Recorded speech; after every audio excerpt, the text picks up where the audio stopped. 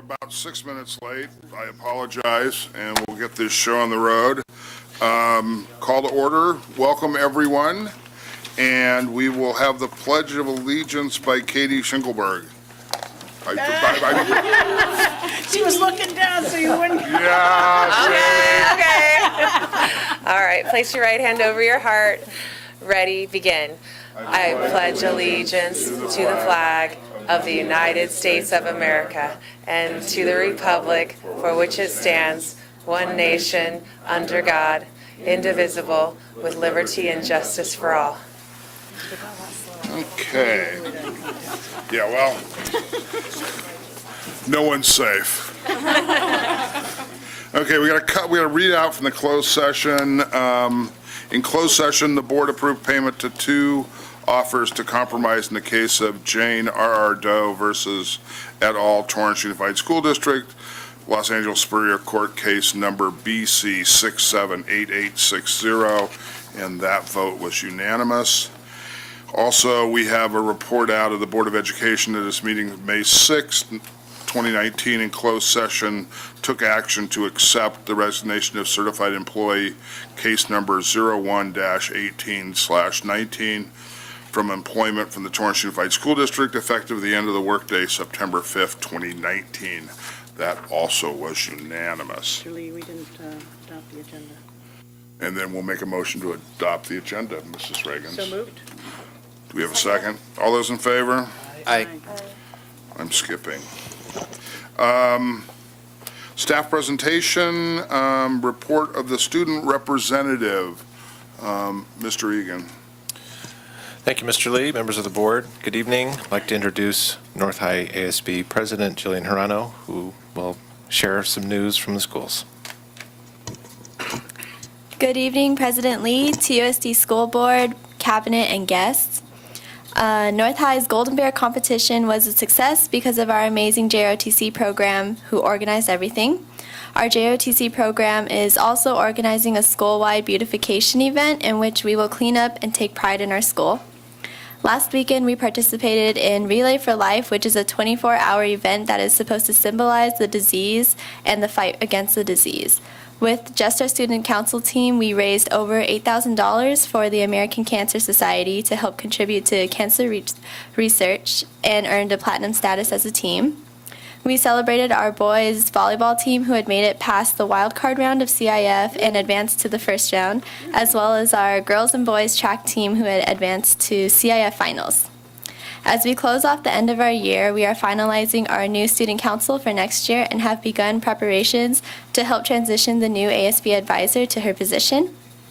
Currently, we are in the midst of preparing for prom by introducing Top 30 Prom Court for the first time ever, in which we will honor 15 girls and 15 boys who were voted on amongst their peers.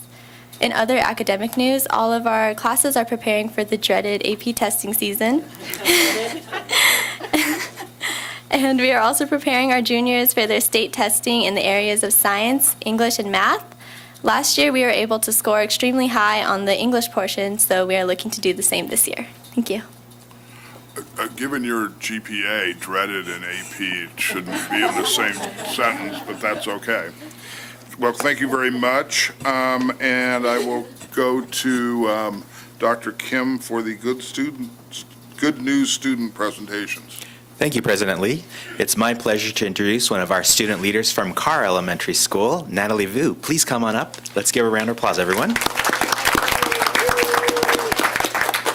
And as you heard, joining us also is the principal of Carr Elementary School, Katie Schinkelberg. Natalie, please tell us about your school. Okay, hello all school board members for coming to my little TED Talk over here.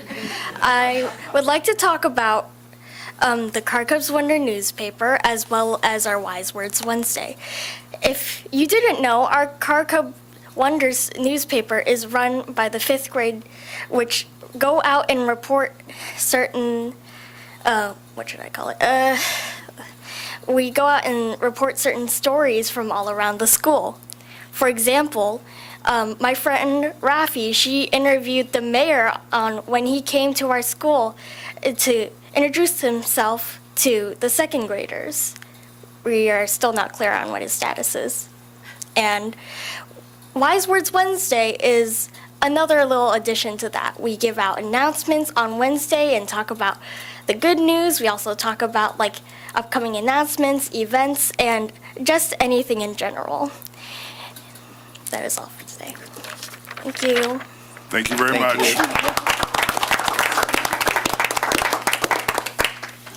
Mr. Egan. Thank you. I'd like to welcome and introduce, we have 3 student leaders from Casimir Middle School. We have Yoko Goinez, Miley Stevens, and Nelia Kralencia. Please come on up.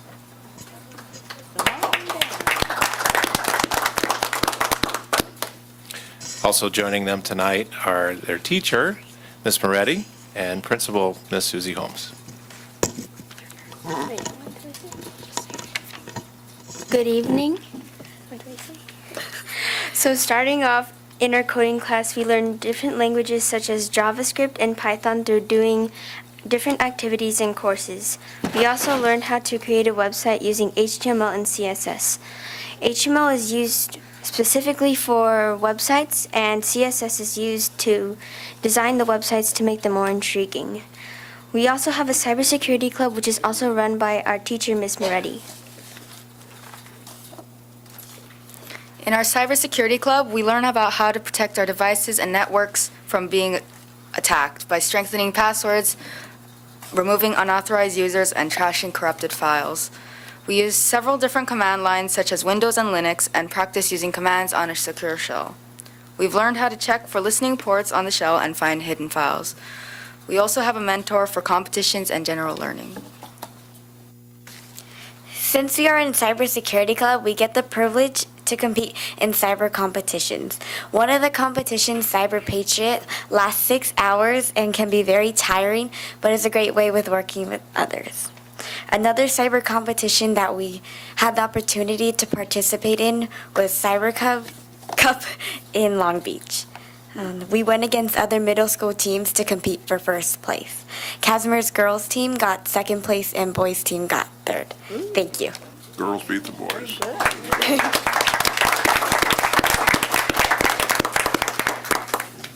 Well, thank you very much. And in fact, the whole front row, because you have homework, you can leave.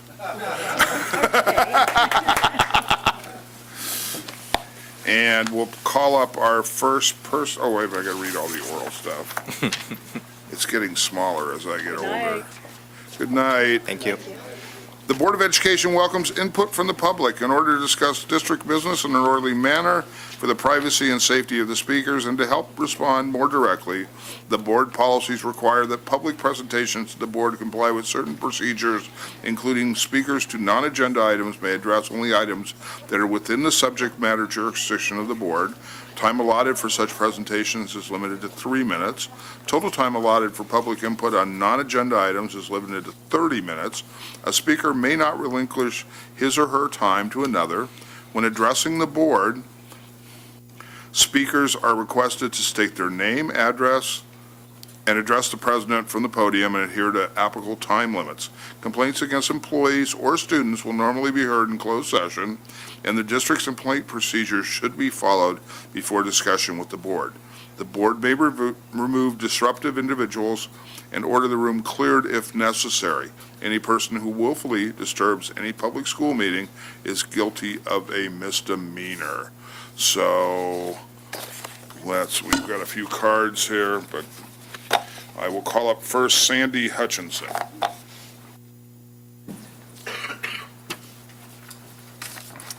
Cabinet Board, the last time I spoke was to invite all the school board members to come to Seaside to just talk with us and see what's going on.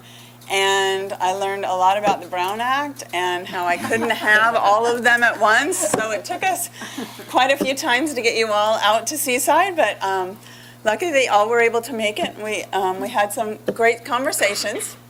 And so I wanted to just formally thank you for coming and listening to us. And this last Friday, I happened to watch a 2020 show called Screen Time. I don't know if any of you saw it, but I would highly recommend it. just started thinking about a lot of the issues that we're having at school and seeing how the students are changing and the parents are changing, and I guess I'm not changing fast enough. But it kind of resonated with me that these kids have now been raised with all these screens, and they deal with screens better than they're dealing with people. So even I'm watching my dogs who want my attention instead of me looking at a screen. So trying to change the way I'm doing things, and hopefully as a district and as classrooms and schools, we can come up with some ways to maybe balance the screen time in our lives. But thank you very much for coming to Seaside. Thank you. Thank you. Brian Pham.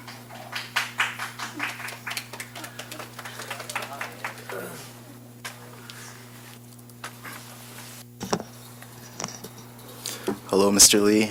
Thank you, District Board, for this time to speak. I would like to speak about the funding of arts programs in the Torrance schools, specifically my school, North High.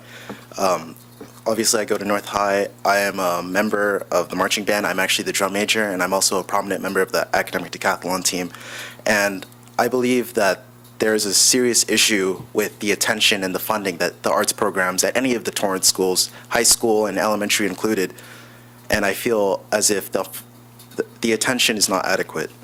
The arts programs, the theater, the choir, the band, the pottery, the arts, the dance, these are all amazing programs that foster these amazing, talented students that just have some kind of feeling or emotion that they want to express and they want to get out. But it seems that all we are concerned about are test scores and AP testing and how well are our students doing on the national level. But we are not concerned with creativity. As I mentioned, I'm a member of the academic decathlon team, and each year the North High academic decathlon team has the opportunity to go to Edison Elementary School and judge the science fair there. And there I meet these amazing students who have the most creative ideas and the most creative minds. And I look around at my own class and I don't see that same creativity. So I ask myself, where's the creativity going? I feel as if this creativity is not being fostered by the current programs and the current conditions at our schools. Kaiko Clark of the choir department, Brian Smith of the instrumental music program, Glenn Kamita, who teaches at all of the elementary schools and is the director of the local community orchestra. These people do incredible work that I feel are not being recognized. All we're concerned about is the prom and the top 30 and the CIF of all the other sports. But did you know that North High School has earned the highest score that they have ever earned this year?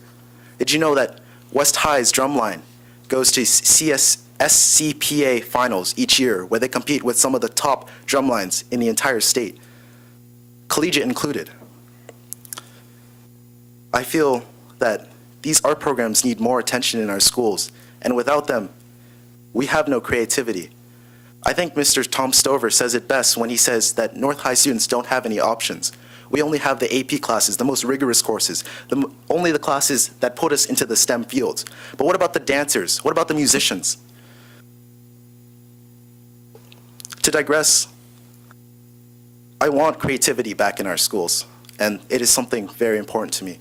As drum major of the North High Marching Band, I see all of these students with talent, and all I want is a condition for them to truly express that.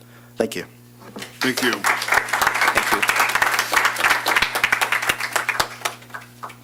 Nolan Muck something, I'm not quite getting this one.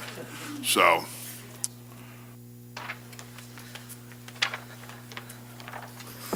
Hello. Nolan, your last name is? McKellar. Okay, good, thank you. I would just like to inform the school board about an issue at the Torrance Unified Aquatic Center, and that would be the lack of an AED on site at the facility. And as a student, swimmer, water polo player, and a lifeguard, I feel that that is a liability on the school district's end, and a concern that needs to be addressed. And that's all. Thank you for your time. I like the sweatshirt, though. Is that Thank from art? That's cool. They have any triple X's. Anyway, do we know about that, Dr. Mannon? I thought we had one there. We sent a text to Mr. Williams. Oh. If there isn't one, there will be one there. Okay, good. I was pretty sure there Thank was. Good, thank you. Is he certified? Denise Miller. Denise Miller, Going once? In the room. going twice. Okay, Deb DeBush. Wait. Oh, here she is. Oh, there she is, okay. Thank you. Mr. Lee and other members of the board, I'm Denise Miller. I teach at Casimir Middle School. I'm a history teacher there. And I come to you to talk about a concern that perhaps you're unaware of. With the textbook approval, the teachers voted as a majority to accept TCI as our history text, under the impression, strongly enforced by the company and I think the people who were there, that included workbooks for the students. In fact, the company is known for its interactive student notebooks. These are provided, we're told, online, but there's a couple of issues for me there. First, not all of our students have access to internet. I've had students come up to me embarrassed after class and said, my mom says we might get internet next month, but can't do it this month. And so that puts teachers in a position of having to modify lessons or having to embarrass students or spending our time running off extra copies of things. And so my concern is this. First, I have a question. How did we let this happen? How did you had teachers come from multiple meetings? I think, Mr. Egan, you've expressed surprise that the books weren't included as part of our adoption, as they are with other companies. So who dropped the ball? Two, why didn't we, as Torrance Unified, with certain powers, since we're ordering so many books, not bargain with the company instead of meekly rolling over and saying, oh, okay, we'll just take the online set? Why didn't we bargain, say, hey, this was a surprise to us. You presented it as though we were going to get the books. Why don't you give them to us for a year at your cost, and then we'll reevaluate and see if we want to order them at $7 a child. Okay, so that's one issue. Secondly, when we're told, we'll go back to your sites and let the site decide if they want to spend all that money on it, that pulls from other programs at the school. And let's say my site, Casimir, says, yep, we're going to get it. And another site, Magruder, says, nope, we're not. That's not equal access. And I know the Williams Act only applies to core novels, but the concept of it, the reason for it, is the same, which is equal access to the materials and the information, which I don't think we're getting in this circumstance. So I haven't got a solution. I don't like to come and complain when I don't have one, but that's why you're earning the big bucks and you're here tonight, that perhaps you can come up with something that will make the program equal, that will give us access to the workbook materials and not have to rely online, because we've also been told that we're not getting any new Chromebooks. So right now on our campus, we share. 2 teachers share a Chromebook thing. But if my compatriot wants to use it for the week I need it, I'm out of luck. And I don't know, I haven't cost analyzed this, but if we don't have the workbooks, it puts an additional burden on teachers to go and run off copies from the internet access and reams of paper and the last time I ran off 140 copies of something double-sided and stapled, it took 23 minutes for me to sit there and have it done. And so that's a lot of time additionally for teachers who could be preparing more creative lessons and, correcting papers and doing the other things we do. So that is what I wanted to bring to your attention, and I hope that you will address it and see if you can support us in this need for our students. All right, thank you very much. Ms. Miller, I noticed Yes. we have 2 more cards from Deb DeBush and Kurt Bergner. This has actually been discussed a little bit today and yesterday. I know that Mr. Gerson brought it up. I saw emails going back and forth, and have been in discussions, both Mr. Gerson and myself, with Mr. Egan. And probably at least certainly everybody involved, I think Mr. Egan has thought about some possible solutions that he can work on, and the other people are more than happy to talk about it. But I think probably Mr. Egan will be more than happy to talk to you about that tomorrow at 8 a.m. if you want to call him, so that we've got maybe some solutions that you'll like. Wonderful. Thank you, Mr. Gerson. Thank you. Yeah, we are aware of it. Okay, thank you so much. Deb DeBush. Hi. Deb DeBush, second grade teacher, Riviera Elementary School, and Social Science Committee member for the Social Science Adoption. I am here tonight mimicking the exact thing that Denise just talked about. I am glad to hear that the voices have been heard, because sitting on that committee, taking the time, and I mean, it was a process. We sat there and to ask not only the committee members to take time away from their classroom, but also to sit there and bring back information that I feel now isn't correct information.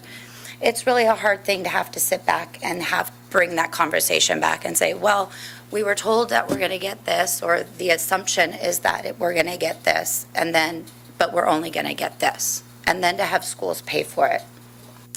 I appreciate the idea of meeting and discussing and coming up with solutions. This is a process, I think, though, that we need to look at for long-term. How is the process going to be? Is it going to be, this is exactly what you're going to get, and everybody knows, so we don't go down this road again? And I do, once again, appreciate the 8 o'clock, but that's not going to work for me at 8 o'clock. I meant that facetiously, that he was ready to talk as soon as you wanted to talk. Okay, well, the only reason I say that is because we have been called into meetings at 8 o'clock and say that is when you're going to be there. He was and I'm ready to like, talk whenever you were ready to "That's not talk. gonna work." But I would love to open up dialogue, have conversations. I then go into, is that dialogue and conversation going to be with all of the committee members that were on that committee? Because I think it's only fair to everybody to have everybody there to listen to that conversation and then figure out what the right path is going to be for the students, but also for the teachers who are delivering that high expectations and curriculum in the classroom. I'm sure Thank we you. can get this sorted out. Thank you. Thanks. Kurt Bergner?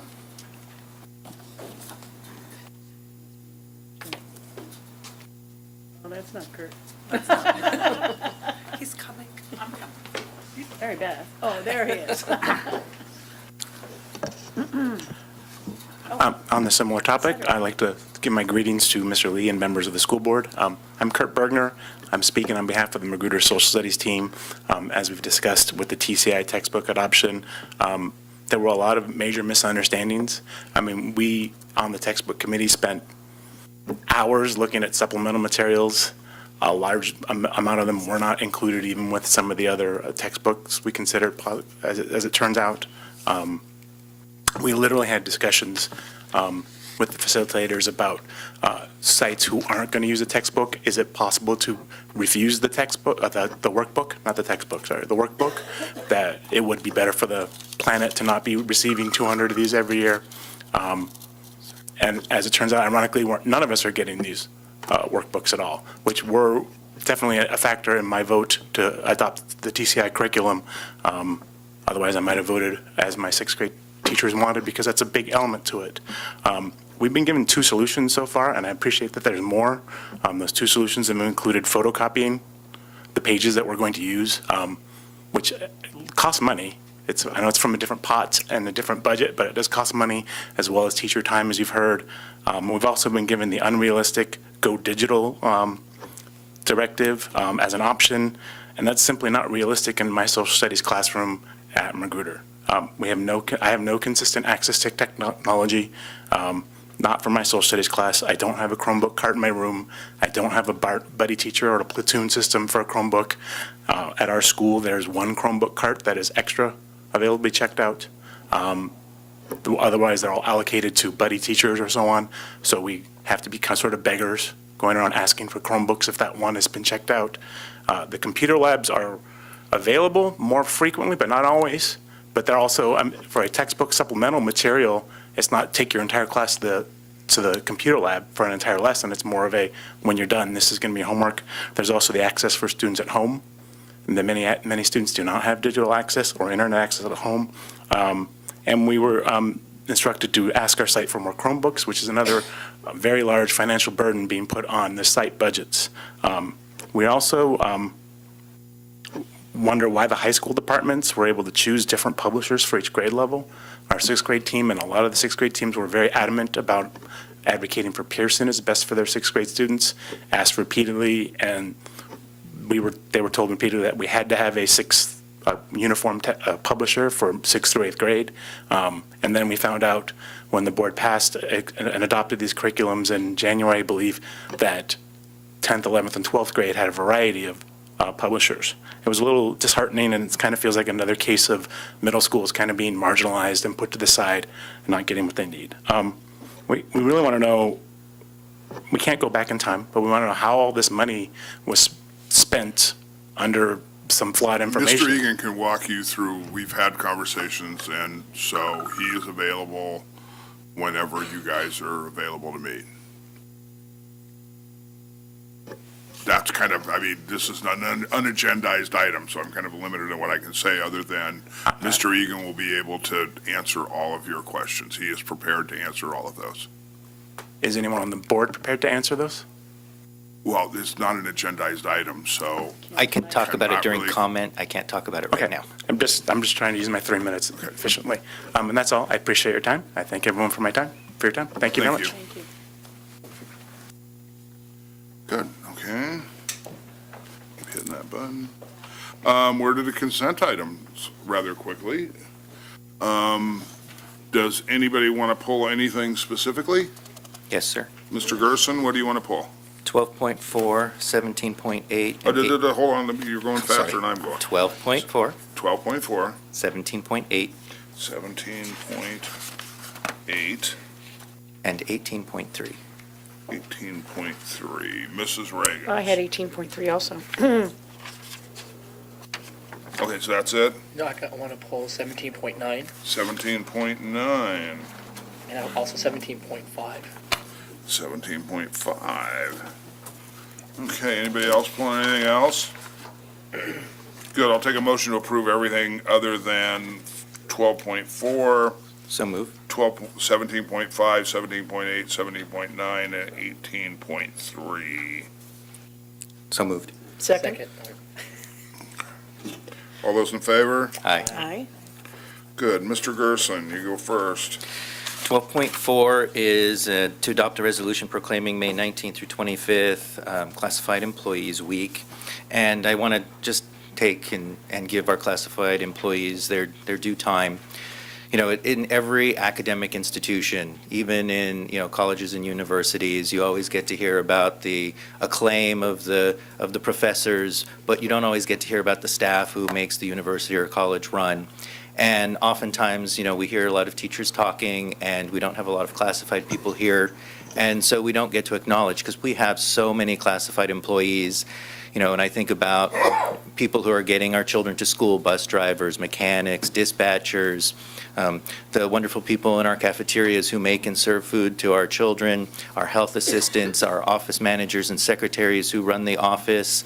There are so many classified employees that help make the everyday run. And so I want to thank all of them and say this is your week for you to receive your public acknowledgement and appreciation. Thank you. I'm going to make a motion in a second to approve it. So moved. Second? Second. All those in favor? Aye. Okay, on to 17.5. I just have a quick question about that. Obviously, I want to know what caused that decision to go with this merchant provider. It's my understanding, I'm sorry. I think that's a Dr. Stowe question. Ask again. We obviously we had a merchant provider, it seemed, and then we added another one. It's because of software that we're using that we need another merchant provider. Are we gonna have two merchant providers now? That's a simple question. I believe this is the one that's approved to go with ASB Works. We implemented ASB Works about a year or so ago. Okay. And we've been in the process of training all of the high school ASBs in using it. There was some expression of interest from the high schools to, West, I believe, was the only school that started with accepting credit card, and now all the schools are on board, so they want to allow students and parents to be able to pay their, the ASB fees and other kinds of things that, and purchase items through ASB, pay for dances and those sort of things online using credit cards. And this is and farmers and merchants couldn't do that. It was just, this is the only merchandising processing company, or I'm just wondering how we keep it That specifically, I don't know. Okay. You know, I think that what we're trying to do is to standardize processes and get everybody on board so that we can just make sure that what one school's doing is the same as another school's doing. Okay. And we've talked with this merchant processor regarding the fees, and can we collaborate those fees together because of the fact that there's so much usage with that, or? You know, I would have to speak with Judy Chai specifically, Fiscal Services Officer. She handled all this with the schools. And, you know, it's pretty standard rate, it looks like, with 2.99% plus $5 per site fee to be able to have the software. But I can find out that specifically. Mrs. Reagans. Yeah, I just wanted to add to that. I have a feeling this is to minimize the amount of cash on hand, because there's often a lot of cash in ASB offices. And I actually applaud doing this to get that coordination going and making their record keeping as easy as possible, since we know that that's often an issue with control on our audits. Right, and I mean, we're always looking to streamline operations. Yes. And with the amount of cash and checks that come into those offices, there's one person that handles all the bookkeeping in each of the offices, and on any given day, there's thousands of dollars in transactions. And so, you know, hopefully this is one way to better have control of cash, but at the same time provide a service that I know as a parent, it's more convenient just to log in and do that for a small fee than to have to write out a check or those kinds of things. Mr. Gerson. I did a lot of research on this company and other companies like it. So the fact that they're offering a 2.99% rate is the lowest I've seen, and most companies charge a different rate whether you swipe versus whether you type it in. And so if this company is offering us that flat 2.99%, it is the cheapest that we would see in the industry, so that's pretty good. And every year, and you guys haven't seen it yet, but when the auditors show up, what do they talk about? They talk about ASB money and the cash and all the other stuff. So I think this is kind of after sitting up here for a while, and, you know, we've had a couple of issues with ASB money, so this gives you better control, better everything that goes with it, so it's good. So do I have a motion and a second? Second. All those in favor? Aye. Is the next item James? Or no, the next item's Mr. Gerson. It's me. I just... Which number? Oh, 17.8. 17.8. So if you look, the district did an open bidding process with many companies, and there were 7 that followed the rules and were selected, and then a group of 4, as you can see on the list, who are not. So when I saw that Verco was not on the list, I had to ask questions, them being a great Torrance company who has been so supportive of our district, and so I was surprised. But when I learned that they had not followed the open bid process and how that worked out and everything that was done, I just wanted to point out to the community that there's a lot of people who believe that maybe favoritism has gone on in the past that, you know, that I'd been told about, and a lack of transparency. And I just wanted to point out that even, you know, this great Torrance company that we have a great relationship with, and I hope it does continue, that they were not be able to be put on this because the district was following, Dr. Stowe was following the legal rules and doing the right thing. So I just wanted to point that out to everyone. Motion second. Motion. All those in favor? Aye. 17.9, James, Mr. Hahn. I just want to make a point about the baseball field at Scrock. It looks fantastic. So that's all I want to say. I want to say thanks to especially Ian Kempton. This was not an easy project. And if you have not seen it, the fencing looks amazing. So Dr. Stowe, thank you for overseeing the whole project.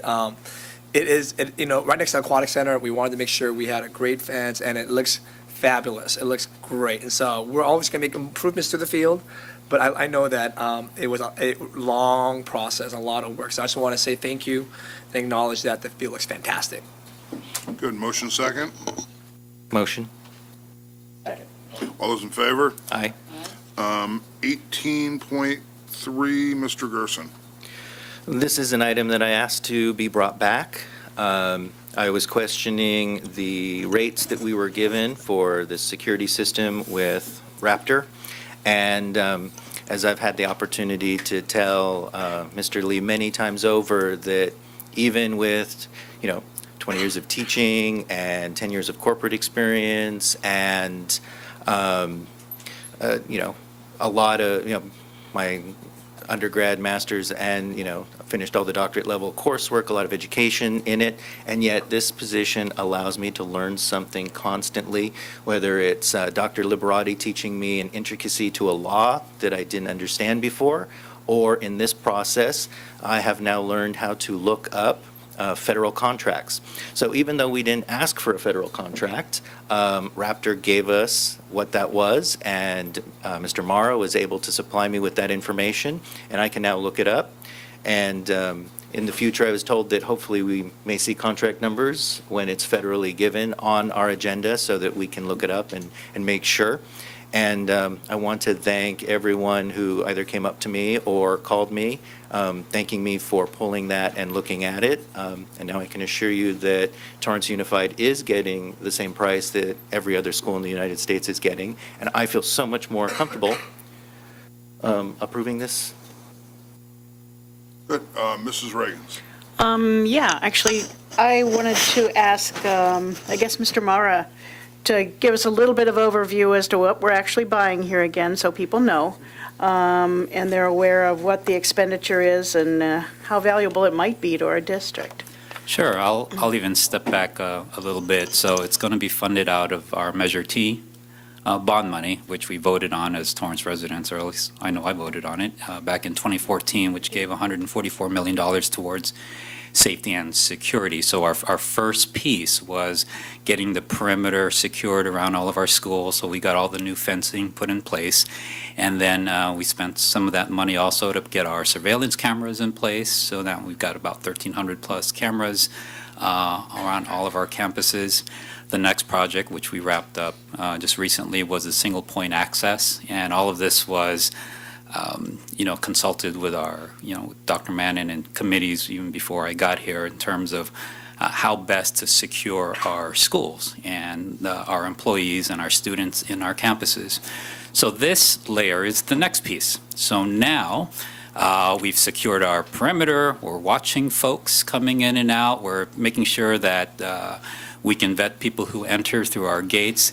And now once they get into our gates, now what do we do with these kind people, these folks? There are visitors and our volunteers. So they could be parents, they could be vendors that come in. And so what the system will do is, and I'll just run through it real quick, if I'm visiting a school, I hand over a government-issued ID, like a driver's license. The staff member at the school will put it through the scanner, and it'll read the person's name and birth date, and it'll check it against all the 50 databases across all the states and determine whether or not the person standing in front of me is a sexual offender. So, and that's all it's doing. It's checking to see if the person visiting or our volunteer is on the sexual offender database on all 50 states, and of course in California, that'll be our Megan's database.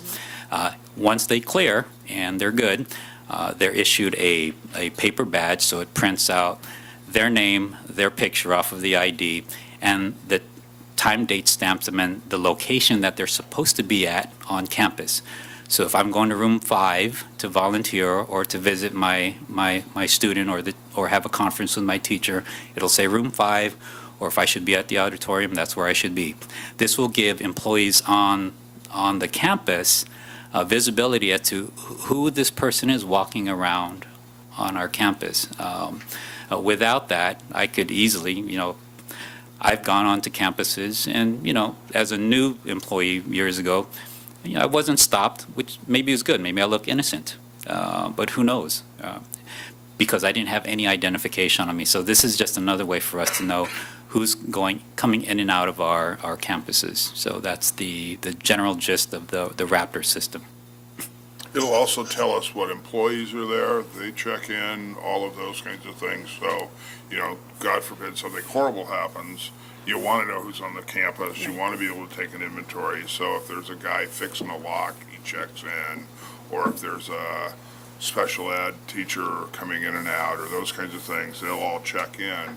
So we'll have the ability to know who's on and off the campus. So if anything bad happens, anything, whatever it is, who's on the campus and be able to deal with that. So that's the other part of it that I thought was very interesting. That was it. That's all.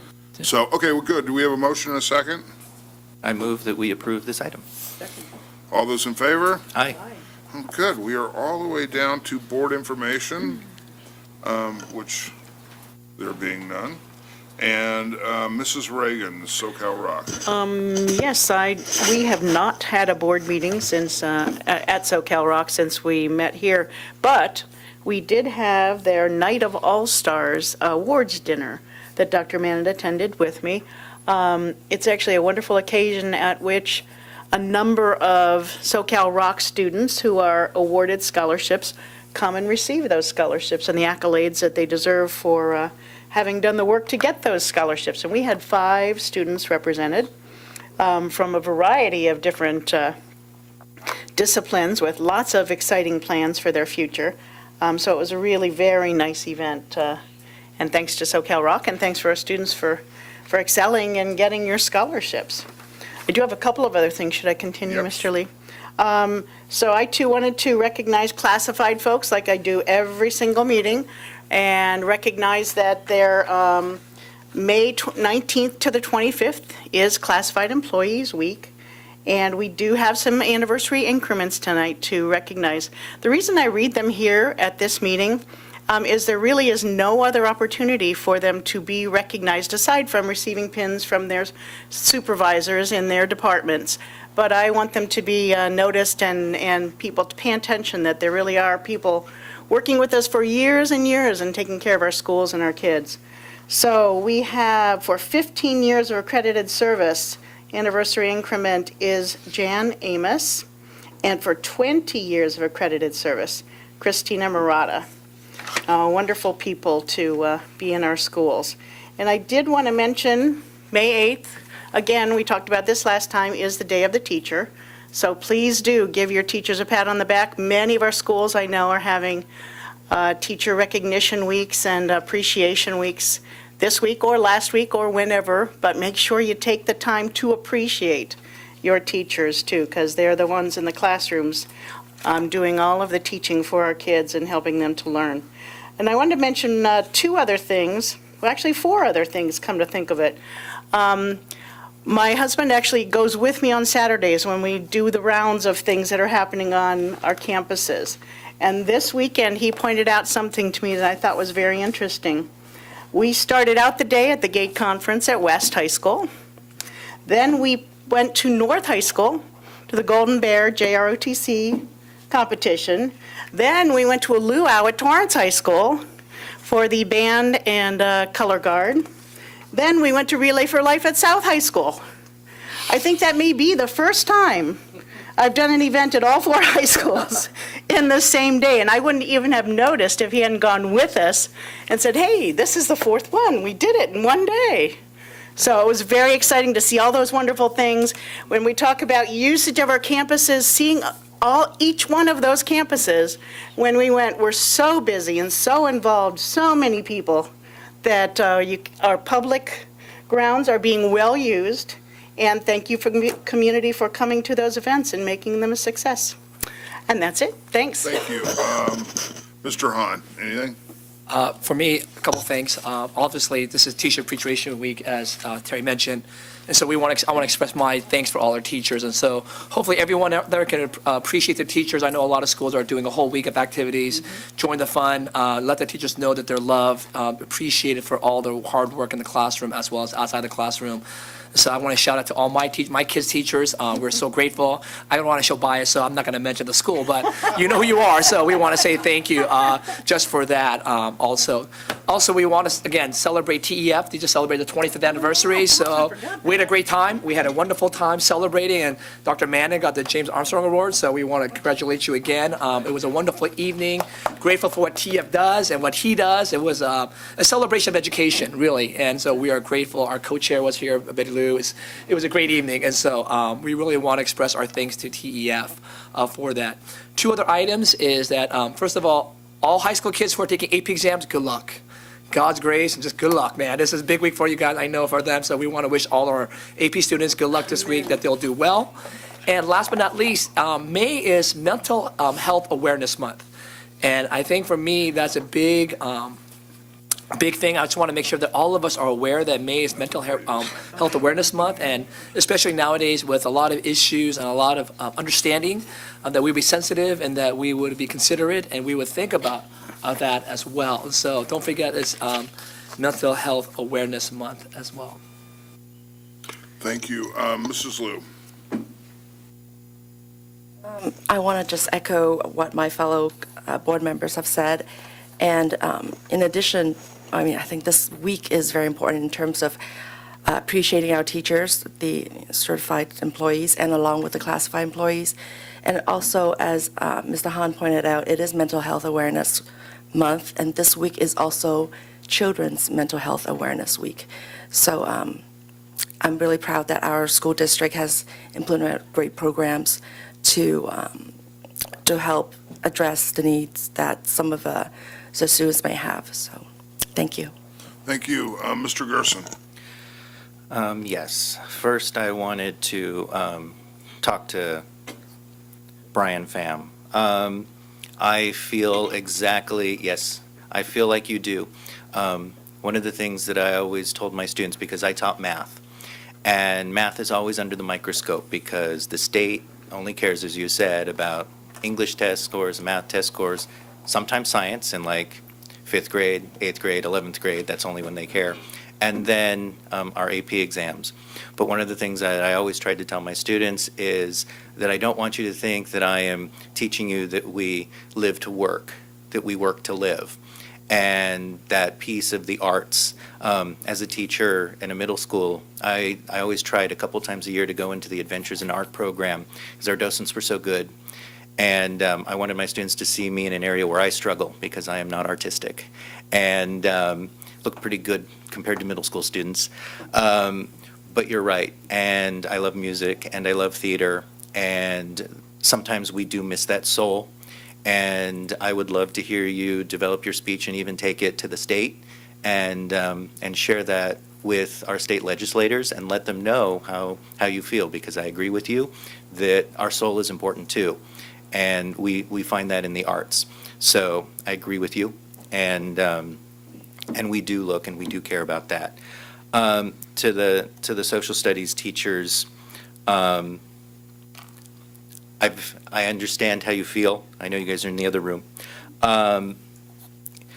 Whether the textbook company or the district wasn't clear on what was included or not included in the adoption is something that I have discussed with Mr. Egan. That was a part of the email. And I also pointed out, I went slide by slide 2, 5, 19, on every single slide where ancillary or supplementary materials was included in the presentation. So I know that that was an expectation that you had, and that we had. And even in the question where Mr. Lee asked about financial literacy and compound interest is in the supplemental materials, we heard that. And so one of the part of the conversation I had with Mr. Egan is I'm not happy with a textbook company that tries to upsell me later, trying to sell these materials at a price that wasn't originally included. And so this is a challenge, and Mr. Egan has assured me that, like Mr. Lee has said, that he will sit down with those individual teachers that really need that material, and trying to find a solution. Because it is true that the district can't afford to spend that additional money for all students. So, looking teacher by teacher, I know he's willing to sit down and try to find something so that we do give the best product to our students, because that's what he cares about, that's what Dr. Crumpy cares about, and that's, what we care about too. So, so I look forward to this conversation and seeing how we can find solutions. The other piece that I wanted to, well, first I need to say thank you to the teachers too in preparation for Day of the Teacher. But the last thing I want to close with is, we live in this great country with so many freedoms, and freedom of religion being one of the big ones. That about a week ago was the attack at Chabad of Poway, where people were targeted because they're Jewish. And we've just started Ramadan, and I worry for my Muslim brothers and sisters as well.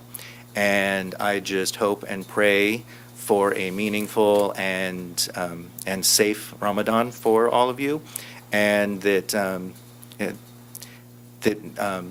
in honor of Mental Health Awareness Month, that we can help deal and help people address their anger, and so that we're not lashing out at all of the good people in our community. Thank you. Yeah, I want to see a resolution of the textbook issue. In fact, when it's resolved, can you get a memo to all of us just so we can see what was resolved, what was discussed, kind of that, just keep the board in the loop on that. Day of the Teacher in my house is the year of the teacher. Hopefully she's watching. Hi, Jean. So, yes, I do have a much better understanding over the last almost 7 years of being married to a teacher. So that is, I know, nobody thought. Anyway, so good. And then the TEF dinner was, as usual, fun, festive, more festive for some. Anyway, it's good, though. And then the best line of the entire night, the best line, and it was Mrs. Mannon who said what we all want our wives to say about us, which is, we're good to have around. And, it's not the highest threshold, but, we understand that as long as we're good to have around, we've got a future. With that remark, I will take a motion to adjourn. Can I say one more thing? I Oh, forgot Mrs. something. Reagan's forgot. I actually forgot to mention that ShareFest was at a number of our schools this weekend, doing a huge amount of work to improve the look, the feel, the cleanliness, et cetera, the artistic value. They did murals, they did paintings, they did all kinds of cool stuff. And I am in awe every year of what the ShareFest folks bring to our schools and can offer our schools. And thank you so much for doing that. Thanks, Chad, and all. 14 years in a row. I couldn't even have told you that's how long it's been. So it's just an amazing, and Ben, thanks for hosting. Thanks, that's it. Okay, and then the kids come up, anybody up here can sign your stuff. Motion to adjourn. Yes, motion. Second, all those in favor? Aye, we're done. Thanks. Did you see, by the way, that they're doing literacy at West this year?